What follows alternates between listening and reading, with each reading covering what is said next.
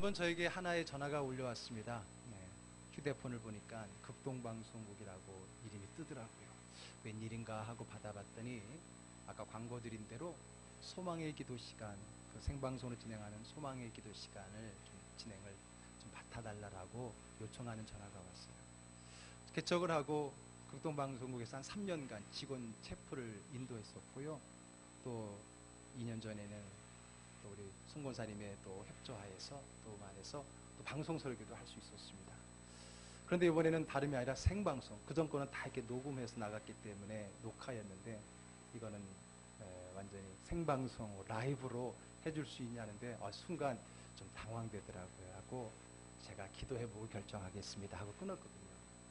그리고 5월 행사를 준비하면서 우리가 항상 5월 달에 행복축제를 하면서 좋은 찬양 사역자 모시고 콘서트를 했잖아요. 작년에는 사랑 이야기가 와서 참 은혜 받았고. 근데 주로 이제 극동방송국을 통해서 좋은 찬양 사역자를 이렇게 섭외를 하거든요. 개인이 하는 것보다 훨씬 더 좋기 때문에. 그래서 한번 또 그 찬양 사역자를 섭외하기 위해 전화를 드렸습니다.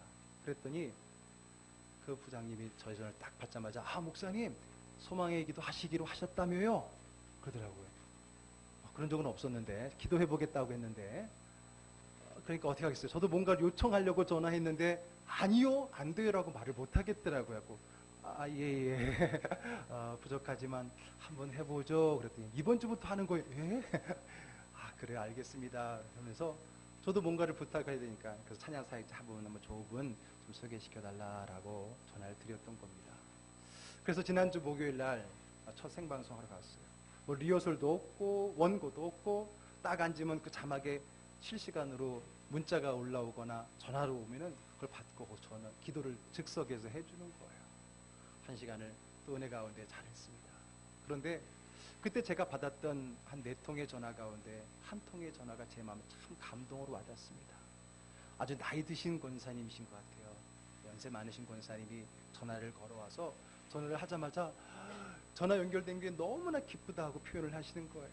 그동안에 소망의 기도를 극동방송을 통해 들었지만은 전화를 한번 해보고 싶은데 어떻게 하는지도 모르겠고 어디다 하는지도 모르고 있다가 어떻게 그날 딱 알게 되고 연결을 했는데 통화가 된 거예요. 그래서 이렇게 연결되니까 너무 기쁘다는 얘기를 한참을 얘기하시고 그 다음에 몇 가지 기도 제목을 내놓으시는 거예요.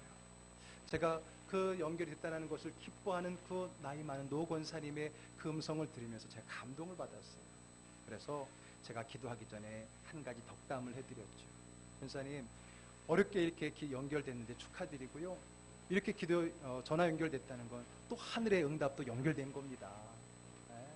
오늘 이 연결은 전화 연결만이 아니라 하나님의 응답도 기도도 연결된 줄 믿습니다 하고 축복해드렸어요. 그리고 나서 돌아오면서 스스로 생각했습니다. 그렇구나. 사실 우리 인생도 생방송이잖아요. 녹화 있어요? 없잖아요. 라이브잖아요. 우리도 생방송을 살아가는 사람들인데 우리도 그때마다 필요할 때, 갈급할 때, 어려울 때 누군가에게 전화를 연결해야 되잖아요. 도움을 요청해야 되잖아요. 근데 그것이 되지 않아서 그 전화가 연결이 되지 않아서 당황하고 힘들고 그래서 그냥 어려움 속에 머물러 있던 아픔의 경험이 있잖아요. 그런 것을 생각하면서 그렇다. 우리도 세상을 살아가면서 힘들고 어려울 때에 우리가 믿는 하나님께 라이브로 전화 연결이 되고 그때마다 그 선이 통화가 잘 되게 연결되면 우리의 삶이 얼마나 행복할까. 그런 마음에 제가 어제 주보에다 글을 쓰고 아마 카톡 하시는 분들은 제가 다 이렇게 또 보내드렸을 겁니다. 오늘 그것이 오늘 설교 말씀의 시작이고 오늘 설교 말씀이 아주 중요한 핵심이 됩니다.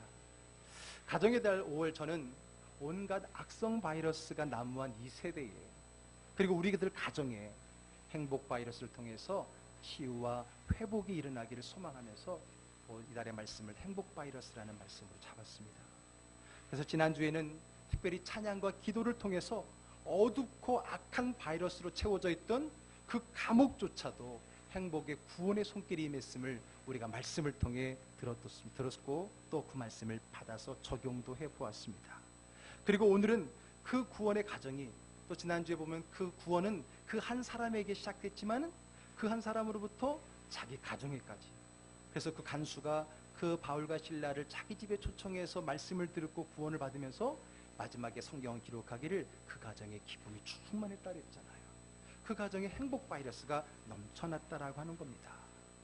이제 오늘은 그 행복 바이러스에 어떻게 접속이 되는지, 접속을 통해 어떤 일이 일어난지 우리 알아보기 위해서 한 사건의 현장으로 가보려고 합니다. 사실 오늘 본문은요, 25절부터 34절까지 혈류병 여인의 치유에 대한 말씀만을 읽어보았지만은, 사실 오늘 제가 설교를 하려고 하는 이 본문은 앞에 있는 21절부터 마지막 43절까지, 즉 두 가지, 혈류병 여인의 치유뿐만 아니라 회당장 야이로 딸의 살아나는 이야기, 이 두 가지를 합친 하나의 말씀으로 오늘 말씀을 전하려고 합니다. 혈류병 여인의 치유의 사건은 사실 회당장의 딸, 그 딸을 치유하러 가는 그 길목에서 생긴 일입니다. 그 사건의 시작은 이렇습니다. 회당장, 회당의 우두머리인 회당장이 야이로라는 사람이 예수님께 찾아와서 간절하게 엎드려서 간청하는 그 이야기에서 시작이 됩니다. 자, 오늘 본문은 앞이긴 하지만 23절의 말씀, 우리 앞에 자막을 보면서 함께 읽어볼까요? 간곡히 구하여 이르되 내 어린 딸이 죽게 되었사오니 오셔서 그 위에 손을 얹으사 그로 구원을 받아 살게 하소서 하거늘. 네.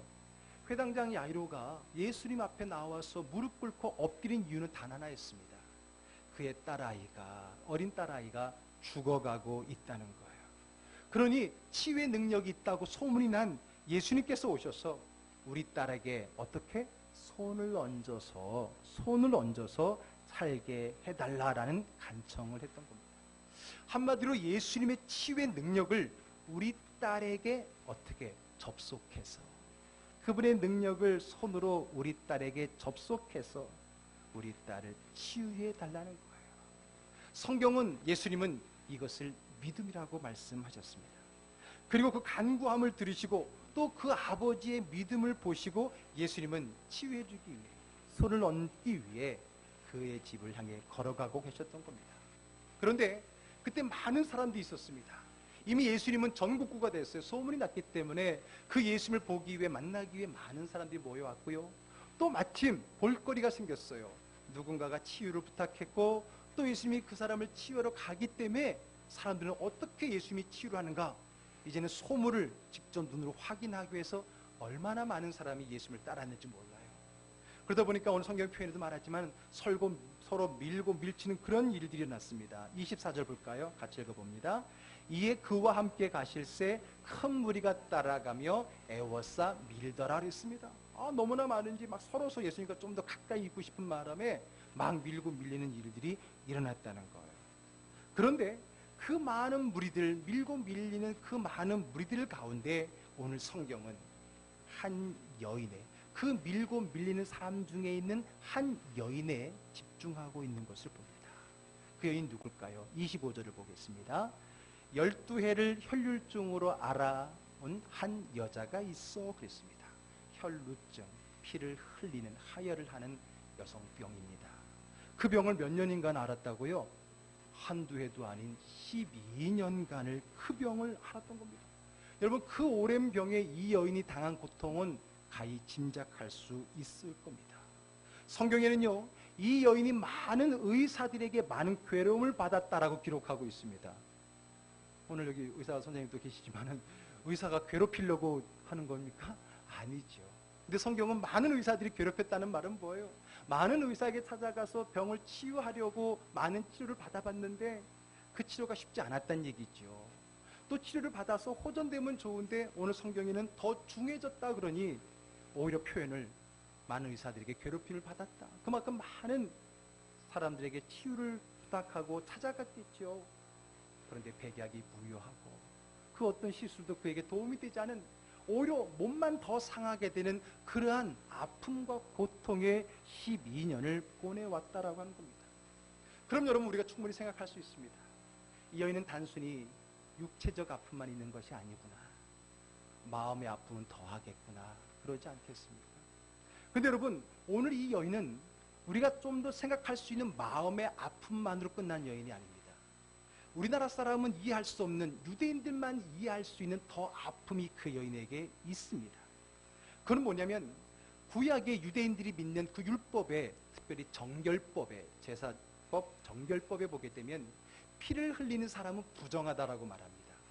그리고 그 피를 흘리는 여인과 함께 몸을 단 사람도 부정해집니다. 이스라엘 사람들에게서 이 부정이라고 하는 것은 굉장히 중요한 종교적인 관점이 되는 겁니다.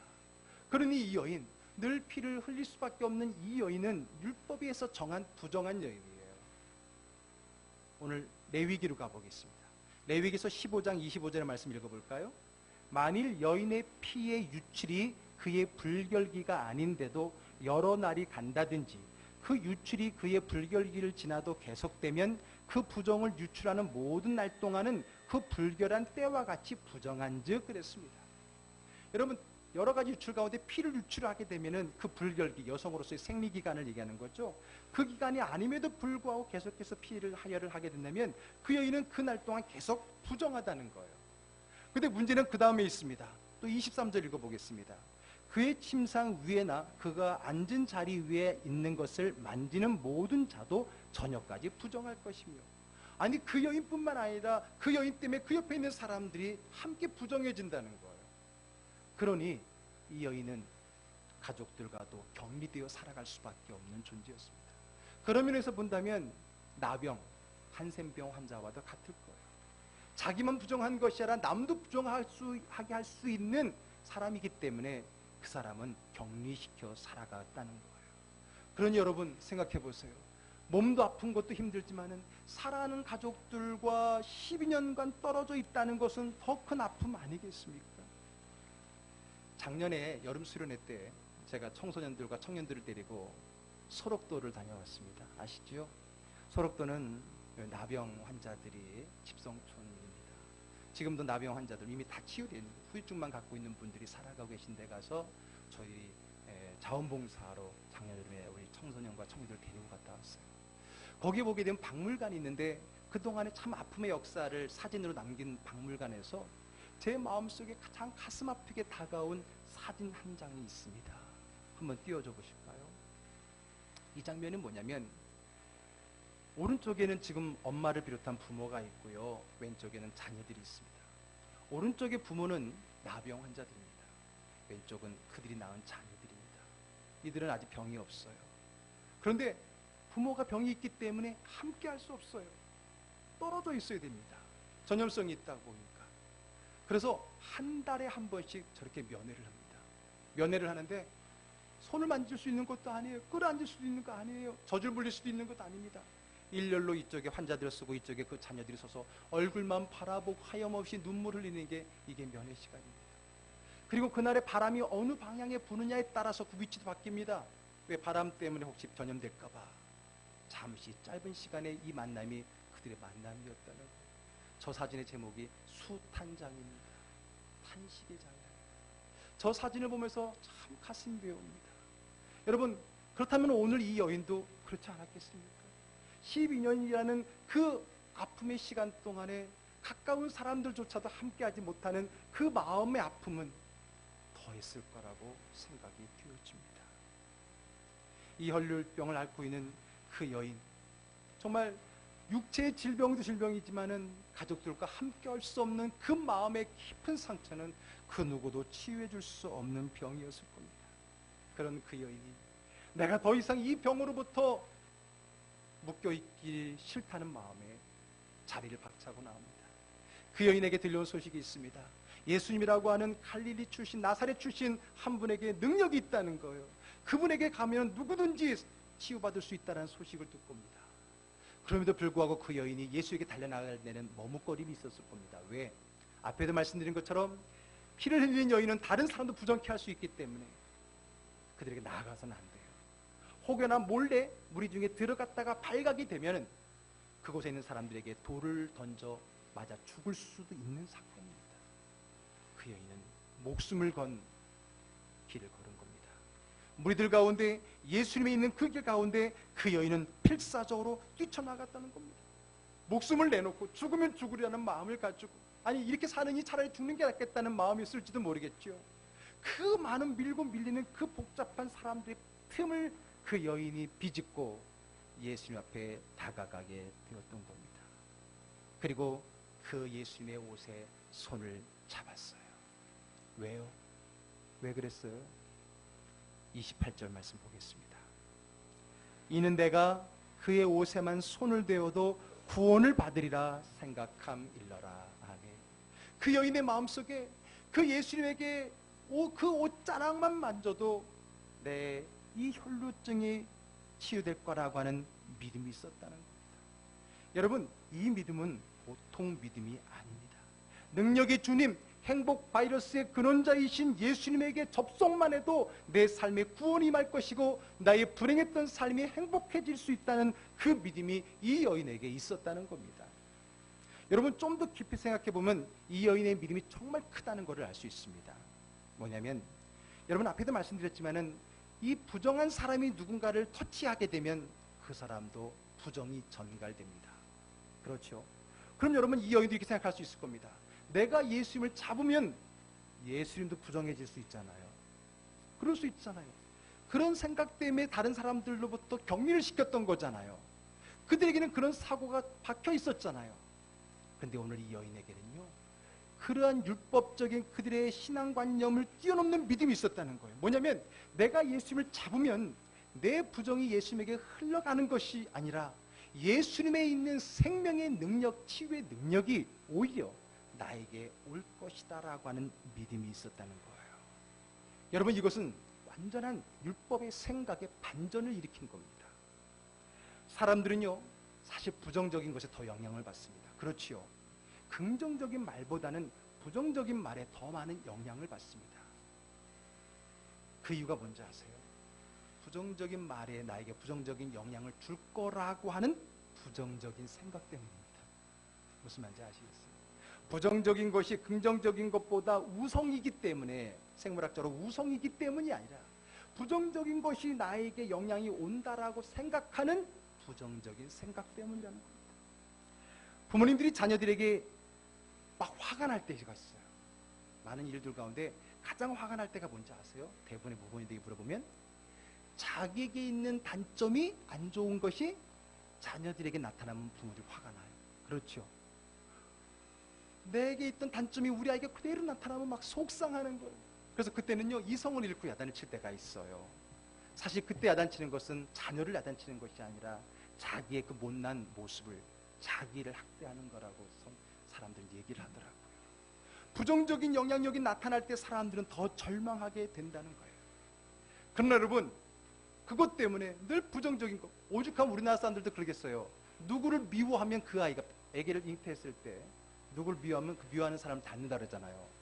그런 말이 있을 정도로 이 부정적인 것에 대한 많은 영향력이 있다라는 사고 속에 우리는 살아가고 있는 거예요. 오늘 이 여인은 그 사고를 뛰어넘었다는 거예요. 내 부정적인 것이 아닌 예수님의 긍정적인 능력이 오히려 나에게 임할 것이라고 하는 믿음의 전환이 있었다는 거지요. 여러분, 이제 우리는 우리 생각도 바꿔야 됩니다. 여러분, 부정적인 것에 너무 영향을 받지 말아야 됩니다. 그런 면에서는 우리는 긍정의 힘을 더 믿어야 되겠지요. 여러분, 어둠과 빛이 만나면 누가 이기는 거예요? 빛이 이기는 겁니다. 빛이 이기는 겁니다. 어둠은 빛이 없는 상태일 뿐이라는 거예요. 그러므로 여러분, 많은 부정적인 영향 때문에 힘들어가 어려워합니까? 우리는 그들에게 밝은 은혜의 빛을 비춰줄 수 있는 우리가 되어야 됩니다. 많은 상처와 아픔이 있습니까? 그것을 피하는 것이 그의 치유 방법이 아니에요. 오히려 더 좋은 사랑과 은혜를 나누어주는 것이 그 사람을 치유하는 방법일 수 있다는 겁니다. 저는요, 솔직히 개인적인 의견이 하지만은 요즘 너무 우리나라가, 그리고 한국교회가 심리학에 빠져 있어요. 툭하면 내적 치유, 툭하면 가게 흐르는 저주를 끊어라, 툭하면 너희 안에 너가 모르는 너의 어떤 성인 아이가 있고 어떤 그런 아픔의 쓴뿌리가 있다. 너무 그걸 강조하면서 멀쩡한 사람도 그런가 보다 하면서 한켠에 있는 그 쓴뿌리를 자꾸만 생각해내면서 오히려 힘들게 만드는 거예요. 제가 조금 극단적으로 말씀을 드립니다. 용서하십시오. 오히려 우리가 이 심리학이라는 것이 우리나라를 좀 이렇게 좀 신앙을 좀 변질시키고 있지 않냐라고 하는 좀 안타까운 마음이 있습니다. 요즘에 신학대학 그리고 일반 대학이, 죄송합니다만 뭐 어느 과 때문에 먹고 사느냐 했더니요, 요즘에는 특히 실용음악과 때문에 먹고 산답니다. 요즘에 우리나라에 K-팝 열풍이 불고 여러 오디션 프로그램이 있어갖고 실용음악가가 대학마다 난립니다. 제가 다녔던 서울신학대학교도요, 실용음악가를 만들었더니 몇백 대 1입니다. 거기 학과정으로 우리나라 최고의 기타리스트 함춘호 씨를 모셔왔거든요. 그러니까 뭐 학교의 경쟁률이 어마어마한 거예요. 요즘 대학마다 클래식 음악이 다운되고 있어요. 오로지 실용음악. 그래서 보컬과 그리고 밴드과 이렇게 해서 하더라고요. 또 하나가 있어요. 요즘 대학을 먹여 살리는 또 하나 과가 있대요. 심리학과, 상담학과라는 거예요. 그것은 뭡니까? 모든 사람이 다 병들었다라고 하는 전제에서 출발하는 거예요. 멀쩡한 사람도 자생해봐. 너 상처가 있을 거야. 괜히 버렸던 상처를 다시 끄집어내면서 내적 치유한다고 자꾸만 사람을 갖다가 복잡하게 만들고 있지 않나. 물론 저의 극단적인 생각일 수 있습니다. 그러나 여러분, 예수 믿는 사람도 자꾸만 그렇더라고요. 아니에요. 가게 흐른 저주를 끊으라니. 우리가 예수를 믿음으로 예수 그리스도의 밝은 빛이 내 안에, 우리 삶 안에 들어온다면 이미 모든 어둠은 사라진 줄로 믿으시기를 바랍니다. 왜 사라진 것을 다시 끄집어내면서 그것을 아파하면서 그를 치유하고 있냐는 거예요. 좀 극단적인 표현입니다. 용서해 주십시오. 어쨌든 그렇습니다. 우리는 부정적인 영향보다는 이제는 밝은 빛의 긍정적인 믿음의 힘을 믿어야 될 줄로 믿습니다. 오늘 이 여인은 그 믿음이 있었던 거예요. 그래서 부정적인 영향력보단 긍정적인 주님의 능력 영향력을 위해서 믿음으로 나아갔던 겁니다. 오늘 이 여인은 그것을 믿었어요. 그분의 능력이 나의 부정을 이기고 깨끗이 하셨다는 걸 믿었어요. 내가 그분을 만짐으로 그분이 부정해지기보단 내가 그분을 만짐으로 그분의 능력이 나에게 임할 거라는 믿음을 가지고 있었다는 겁니다. 그리고 곧 그녀는 그가 믿은 대로 됐습니다. 29절 말씀 읽겠습니다.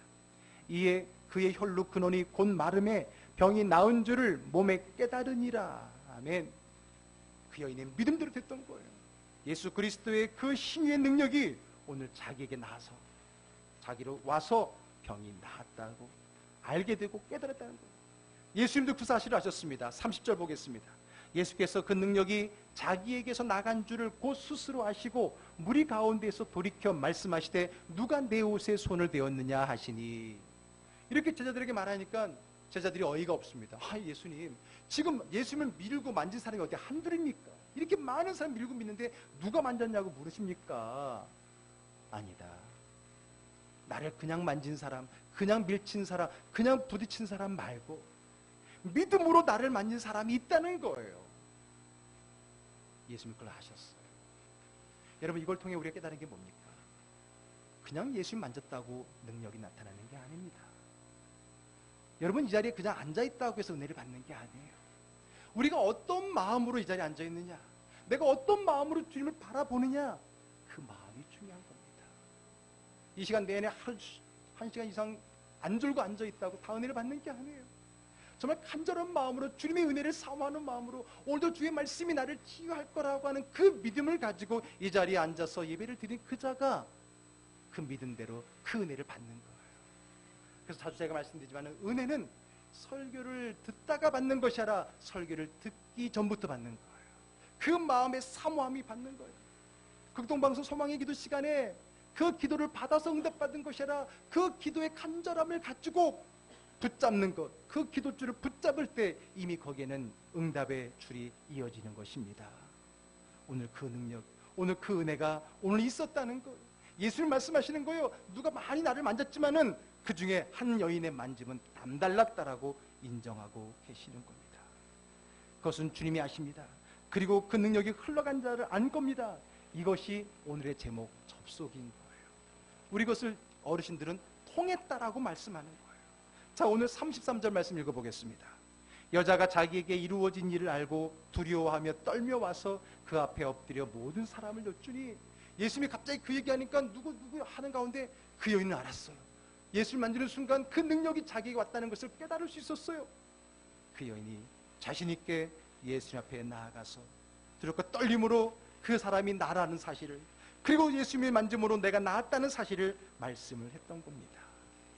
그 말씀을 들은 그 놀라운 은혜의 접속을 이룬 그 예수님께서 그 여인에게 이렇게 말합니다. 34절 읽어봅니다. 예수께서 이르시되 딸아, 내 믿음이 너를 구원하였으니 평안히 가라. 내 병에서 놓여 건강할지어다. 아멘. 여러분, 내 믿음이 너를 구원했다. 이것은 이미 과거입니다. 그 여인이 예수의 손을 만짐으로써 이미 그 사건은 지나갔습니다. 그러나 오늘 이 여인이 예수 앞에 나와서 주님 때문에 제가 나았습니다, 예수를 만든 사람이 바로 접니다라고 고백했을 때 우리 주님은 그의 터치의 구원뿐만 아니라 그 다음에 은혜를 주십니다. 뭡니까? 평안히 가라. 내 병에서 놓여 건강할지어다. 이것은 미래입니다. 아직 이루어지지 않은 그의 삶입니다. 오늘 주 앞에 주님의 은혜입니다라고 고백하고 감사하는 그 여인에게 주님은 앞으로 미래의 평안과 건강의 복을 주셨다라고 하는 겁니다. 오늘의 은혜를 깨닫고 고백하는 자에게 주님은 더 큰 은혜를 주시는 줄 믿습니다. 그런 은혜의 삶을 누리는 저와 여러분 되기를 주 이름으로 축복합니다. 자, 그런데 오늘 말씀이 여기서 끝나는 게 아닙니다. 이어지는 말씀은 이제 예수님의 원래 목적지였던 회당장 야이로의 집으로 향하고 있습니다. 오늘 이 여인을 치유하는가 동시에 야이로 집에서 한 사람이 전갈이 왔습니다. 그 말은 뭐냐면 병들어 있던 그 딸이 죽었다는 거예요. 죽었으니까 괜히 힘들게 오시지 않아도 된다는 전갈이 왔던 겁니다. 그 말을 들은 예수님께서 어떻게 말씀하셨습니까? 36절로 갑니다. 예수께서 그 하는 말을 곁에서 들으시고 회당장에게 이르시되 두려워하지 말고 믿기만 하라 하시고 아멘. 두려워 말라. 끝난 게 아니라 믿기만 하면 된다 라고 말씀을 하시면서 급하게 야이로와 제자들 데리고 그의 집으로 갑니다. 그리고 통곡하고 있는 어린 딸이 죽어서 통곡하고 있는 그 집에 통곡하는 사람들을 지나서 이제 갓 주검이 된 그 여아이의 시신으로 예수님에게 나아갑니다. 그리고 41절에 보겠습니다. 같이 읽을까요? 그 아이의 손을 잡고 이르시되 달리다고 하시니 번역하면 곧 내가 내게 말하노니 소녀야 일어나라 하심이라. 아멘. 죽었다고 끝났다고 더 이상 예수님에 와도 소용이 없다라고 한 그 딸에게 주님이 가셔서 어떻게 했다고요? 손을 잡고 접속입니다. 접촉입니다. 손을 잡고 이르시되 달리다고 소녀야 일어나라 라고 말씀하셨더니 말씀대로 되었다는 겁니다. 아멘. 예. 오늘 죽은 아이의 손을 잡으셨어요. 오늘 설교의 제목을 이 손을 잡았다는 것과 잘 연결해 보세요. 아까 혈루증 여인도 예수님의 옷에 손을 댔더니 치유되었지 않습니까? 그랬더니 어떤 일이 일어납니까? 오늘 소녀에게 손을 잡았었더니 42절을 봅니다. 소녀가 곧 일어나서 걸으니 나이가 12살이라 사람들이 곧 크게 놀라거늘. 아멘. 예수님의 손이 그 여인의 손에 잡혀졌을 때 죽어있던 그 여인에게 소녀에게 생명이 통한 줄로 믿습니다. 아멘. 예수님의 손을 잡으니 죽은 소녀가 살아났어요. 주님의 생명이 죽은 영혼에 접속하자 살아났다는 거예요.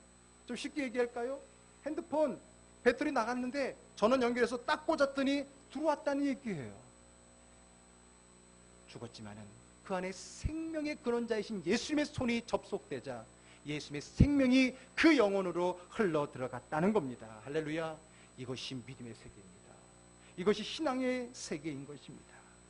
그러므로 여러분, 우리는 늘 예수님의 능력에 접속해야 됩니다. 예수님의 생명에 접속해야 됩니다. 거기에 능력이 그리고 우리의 삶의 행복이 임하는 겁니다. 자, 재밌는 것은요, 지금부터 잘 들립니다. 이 말씀이 얼마나 우리에게 좀 더 은혜 가운데 다가오는지. 자, 오늘 두 사건이 있다 그랬어요. 혈루증 여인의 치유 사건과 그리고 소녀의 죽었던 소녀가 살아나는 사건. 이 두 사건이 사실 두 사건이 아니에요. 한 사건이에요. 이 두 사건이 한 사건이라는 것을 보여주는 아주 흥미로운 증거들이 있습니다. 자, 먼저 혈루증을 앓은 여인이 몇 년 동안 앓았어요? 12년, 12회라 그랬어요. 그리고 오늘 죽었다가 살아난 이 소녀의 나이가 몇 살이라 그랬어요? 12살이라 그랬어요. 뭔가 통하는 것 같지 않아요? 12라고 하는 숫자는 성경적으로 의미가 있는 숫자입니다. 모든 것, 그리고 모든 것을 대표하는 것을 얘기하는 거예요. 그래서 구약의 12지파, 신약에는 12사도라고 말하지 않습니까? 그러면 이 여인과, 혈루증의 여인과 이 소녀에는 관계가 있다는 거예요. 우리가 이렇게 추측할 수 있죠. 이 여인이 12해 동안의 혈루증을 앓았고 이 아이가 죽은 나이가 12살이라면 결국은 이 아이가 태어날 때 혈루증을 앓았던 거예요. 이 여인은. 그리고 이 아이가 죽으면서 혈루증이 끝났다는 거예요. 그러면 이 아이의 이 12년이라고 하는 이 짧은 인생은 어쩌면 이 혈루증 여인의 아픔의 인생을 대변하고 있는 건 아닐까요? 그러면 여러분, 만약에 혈루증 여인이 치료되고 이 소녀는 죽었다. 그러니까 예수님 오지 마세요. 아, 그래, 안 갈게. 그리고 끝났더라면 이 소녀는 절망이고 그저 한 여인의 회복과 더불어서 꺼져가는 등불일 수밖에 없습니다. 그러나 아니에요. 예수님은 그 소녀에게 찾아가셔서 달리다굼 그 소녀를 일으키셨다는 거예요. 그 말은 뭡니까? 주님이 다시 일으켜 주시면서 이젠 고통의 삶이 아닌 새로운 행복의 삶으로 다시 일으켜 줬다는 거예요. 이 소녀를 일으키면서 어쩌면 혈류병 여인에 대한 새로운 삶의 희망을 서로 둘이 함께 어우러지면서 우리에게 전해주고 있는 말씀은 아닐까요? 그렇습니다. 오늘의 말씀은 주님과의 접속을 통해서 일어나고 있는 거예요. 오늘 이 두 사건이 하나의 사건이라는 이유가, 첫 출발이 뭐였습니까? 회당장이 와서 우리 딸에게 손을 얹어달라고 하는 데서 시작했어요. 그리고 가는 길에 혈류병 여인이 예수님의 옷을 손으로 잡은 것으로 진행되고, 마지막에는 죽은 소녀에게 예수님께 손을 잡아 일으킴으로 마무리가 됩니다. 오늘 이 말씀 속에 유유히 흐르고 있는 핵심 뭡니까? 손을 잡는다는 거예요. 그게 바로 오늘 말씀의 접속이라는 거예요. 이게 바로 통하는 거라는 거예요. 이것이 누구와? 행복의 근원 되신 예수 그리스도와의 접촉입니다. 이 모든 치유와 기적은 바로 예수님의 손을 통해서 이루어졌다는 거예요. 혈류증 여인은 예수님의 옷을 직접 잡았고, 죽은 이 소녀는 죽었기 때문에 잡을 수 없으니까 이젠 예수님이 직접 손을 잡아주시는 거예요. 이 두 개가 같으면서도 대조가 되고 있는 게 뭘까요? 내가 차원에서 주님의 손을 잡든, 주님이 강권해서 내 손을 잡아주든 기적은 일어난다는 거예요. 아멘. 여러분, 내가 믿음을 가지고 주 앞에 잡을 수 있다면 좋겠죠. 그러나 어떤 사람은 그 영혼이 죽어서 주 앞에 자기 발로 나오지 못하는 사람이 있어요. 대표적인 게 신약의 바울 사도입니다. 그럴 경우는 주님이 직접 가셔서 자기 손을 내밀어 주시는 거예요. 오늘 혈류병 여인같이 믿음으로 주의 옷자락을 잡는 여인의 신앙이 있는가 하면, 죽은 믿음으로 주님을 자녀 앞에 나올 수 없는 믿음이 있어요. 그런 믿음 주님 외면하지 않습니다. 주님 찾아가셔서 직접 손을 잡아 일으켜서 생명을 주시는 줄 믿습니다. 중요한 것은 주님이 나를 잡느냐, 내가 주님을 잡느냐. 중요한 것은 주님의 손을 잡는다는 그 사실이에요. 그 주님의 손을 잡을 때, 주님의 앞에 접속될 때 주님의 생명과 능력이 우리들 가운데 임한다는 것입니다. 저는 그 행복이 이제 여러분들에게, 우리 가정에 있기를 주의 이름으로 축복합니다. 여러분, 오늘 두 사건을 보십시오. 성경은 더 이상 말하고 있지 않지만 이 두 사람의 치유와 삶을 통해서 그들의 가족이 회복되었을 거예요. 그렇지 않겠습니까? 12년 동안에 격리되어 있던 그가 제일 먼저 가족에게 돌아가서 품에 안았지 않았겠습니까? 사랑하는 딸이 죽었다 살아났을 때 그 부모가 뛰어안고 그 가정에 진정한 행복이 찾아왔을 것은 굳이 기록하지 않아도 요즘 아이들 말로 안 봐도 비디오 아닙니까? 다 알 수 있는 거잖아요. 결국 그것은, 예수님과의 접속은 한 사람만이 아니라 그들의 가정을 행복으로, 구원으로 인도하고 있다는 겁니다. 이제 말씀 마무리할게요. 여러분, 그렇다면 여러분들은 예수님과 얼마나 접속하고 있습니까? 어떻게 접속하고 있습니까? 얼마나 자주 접속하고 살아갑니까? 제가 앞부분에 극동방송 소망의 기도 시간에 그 전화를 한번 해보고 싶은 간절한 마음에 두드리다가 드디어 연결됐을 때 그 기쁨의 감격이 여러분들의 삶에도 있느냐는 거예요. 우리나라는 최첨단 통신 시대를 달리고 있습니다. 2G에서 3G, 3G에서 4D, 4D에서 LTE, LTE에서 LTA, 그 다음 뭐예요? 거기까지밖에 모르겠는데 하여튼간에 뭐 자고 일어나면은 통신 속도가 얼마나 빨라지는 줄 몰라요. 우리나라는 세계에서 최고입니다. 유럽을 가도 미국 가도 우리나라보다 느려요. 우리나라는 얼마나 빠르게 하는지 몰라요. 그래서 한때는요, 우리나라 통신사 광고에 안 터져서 속 터진다라는 말이 나왔잖아요. 안 터져서 속 터진다. 그래서 우리나라 사람들 얼마나 빨리빨리 문화 때문에 얼마나 빨리 터집니까? 난리가 납니다. 옛날에 야 이렇게 빨라 했던 것이 지금은 그렇게 느려가 돼버렸잖아요. 그런데 여러분, 우리는 늘 빠르게 접속하기를 원하고 빠른 것을 찾아 헤맸는데, 그럼 과연 여러분들의 삶의 신앙생활은 정말 하나님과의 빠른 접속을 이루어가고 있습니까? LTA, 그 이상의 시대를 살아가고 있는데 여러분들의 신앙의 접속은 아직도 컴퓨터로 말하면 286, 핸드폰으로 말하면 아직도 2G에 머무르고 있지는 않습니다. 언제든지 힘들고 어려울 때 주여 할 때 주님이 내가 너와 함께한다. 왜? 라는 그 응답을 들을 수 있는 그 신앙의 삶이 우리 가운데 있어야 되지 않습니까? 왜 핸드폰 안 터진 것 때문에 속상해하면서 왜 내가 하나님과의 신앙의 그 줄이, 그 접속이 잘 이루어지지 않는 것에 대해서는 답답해하고 어려워하지 않고 힘들어하지 않느냐는 거예요. 바라기는 여러분들이 어디선지 무엇을 하든지 주님과 잘 연결되기를 주의 이름 축복합니다. 그래서 여러분 언제든지 주님 부르면 주님 응답하시고 그 주님의 은혜와 사랑과 치유가 여러분들의 문제와 그 앞에 나타나기를 주의 이름으로 축복합니다. 휴대폰만 바꾸지 말고 통신사만 바꾸지 말고 이제 여러분들의 신앙생활도 한번 바꿔보시기를 바랍니다. 그래서 날마다 주님과의 긴밀한 관계 속에서 언제든지 주님과의 긴밀한 접촉을 통해서 하나님의 은혜를 공유하고 누릴 수 있는 저와 여러분 되기를 주의 이름으로 축복합니다. 우리 옆 사람하고 이렇게 해보세요. 잘 터지십니까? 제가 일부러 이렇게 하는 것은 좀 기억에 남기자는 거예요. 다시 한번 이번에는 잘 터지시기 바랍니다. 그래요. 안 터지면 속 터지잖아요. 우리 하나님과 잘 터지고 잘 접속이 돼서 여러분의 삶이 늘 해피한 행복한 삶이 있기를 주의 이름으로 축복합니다. 기도하겠습니다.